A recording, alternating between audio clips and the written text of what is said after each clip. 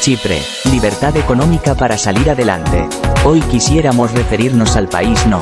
22 en el reconocido Índice de Libertad Económica del Fraser Institute, la República de Chipre. Chipre es una isla en la parte oriental del mar Mediterráneo. Su historia como país se remonta a la antigüedad. Incluso, hay referencias sobre él en la Biblia y desde la Grecia micénica, siglo XV a.C. Se habla incluso de que la palabra cobre proviene del nombre Chipre. Por su posición estratégica en el Mediterráneo, el país ha sido asediado permanente por las potencias militares de cada época. Hoy, incluso, la tercera parte de la isla es ocupada ilegalmente por Turquía, desde 1974, y en el país hay asentadas bases militantes británicas. Desde 2017 están rotas las negociaciones para una posible reunificación de la isla, de modo que Chipre es hoy el único país en Europa que está dividido desde que terminó la Guerra Fría. En 2004, el país ingresó a la Unión Europea, UE. Por este difícil equilibrio geopolítico, Chipre ha buscado ser una economía fuerte, con relaciones comerciales intensas. Hoy, su crecimiento económico es firme, gracias a una profunda reforma económica del país.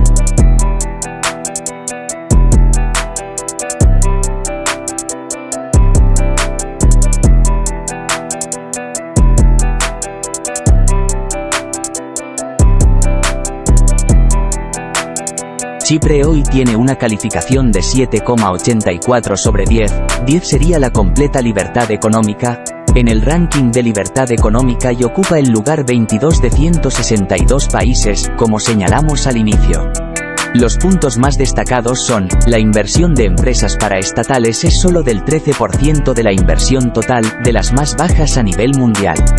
El ISR personal máximo es del 35%, no es muy bajo, pero en 1990 Chipre tenía una tasa confiscatoria del 60%. Las empresas paraestatales no son importantes en la economía. Chipre destaca un buen manejo de su política monetaria, que por consecuencia tiene baja inflación y baja variabilidad de inflación.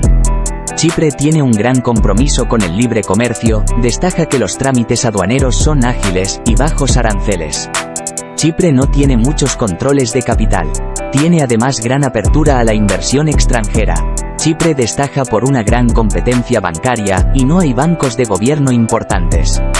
No existen tasas de interés negativas, por lo tanto, se evitan distorsiones en el mercado. El crédito disponible va para el sector privado y no lo absorbe el gobierno, esto gracias a una mejora de la política presupuestal.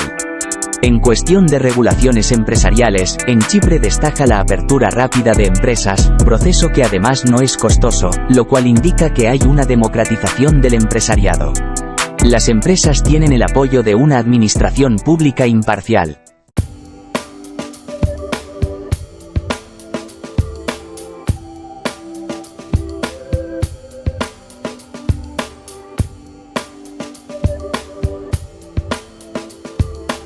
Como podemos ver, Chipre es un buen ejemplo para los países latinoamericanos. A pesar de su ubicación entre poderes en pugna, su difícil situación política, la escasez de recursos naturales, nada de esto ha impedido su modernización y su salto a la más alta libertad económica. Al contrario, Chipre ejemplifica que, al estar en una situación frágil y difícil, es cuando más se requiere de mayor apertura y valentía económica, para salir precisamente de ella.